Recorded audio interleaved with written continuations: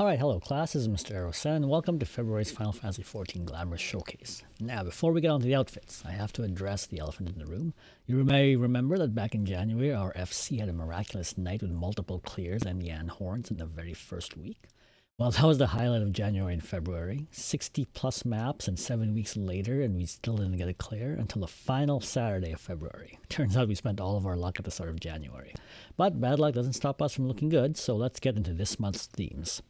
Okay, so since we didn't get a clear with our Neon Streetwear, we decided to kick off February with another Neon Streetwear night. After how much fun we had with it in January, we decided to bring it back, and honestly, most of us just dusted off our January glamours because why fix what isn't broken? If you want the full breakdown on these looks, you can take a look at our showcase last month. So for the following week, we decided to be festive and celebrate Valentione's Day. Everyone wore either the new cozy or comfy Valentine outfit from this year's event, that to their own color preference. Some of us decided to wear some of the older Valentine's Day outfits though. It's a rare week where the whole FC is basically in a matching set, so it makes it for a pretty cohesive group shot. Events with glamour rewards are always nice since we don't have to think up a theme for at least one night.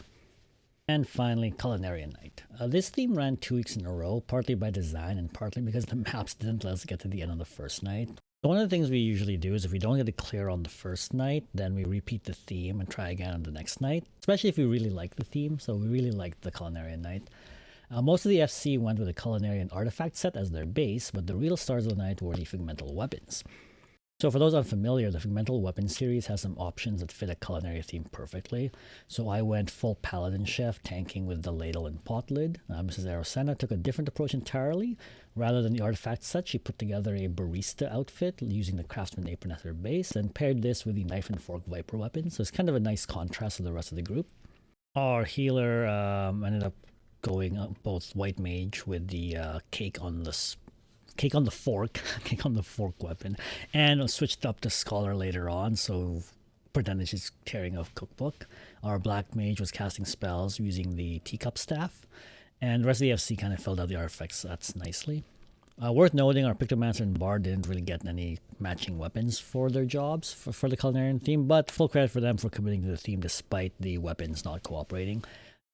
So running the same theme 2 weeks in a row could have felt repetitive, but honestly the variety in how everyone interpreted it kept it fresh. Culinarian Night might be one of our better themed nights so far this year.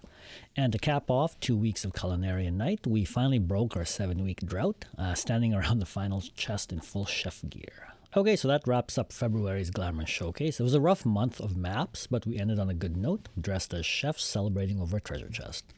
Which theme was your favorite, and do you have any suggestions for next month? Let me know in the comments, and I'll see you at next month's showcase.